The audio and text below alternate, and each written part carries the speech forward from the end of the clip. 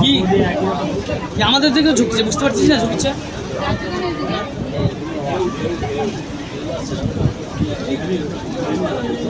আমাদের তো কমে নিচ্ছে না। এই যে একটা কারণ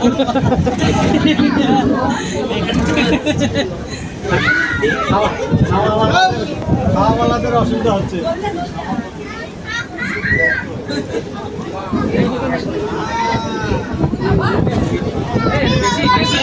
বেশি স্রোতে চলে আসলো, মনে হচ্ছে বেশি দেবে। নদীর পাঁচটা মুখ এখানে তিনটে দেখতেছি, পাঁচটা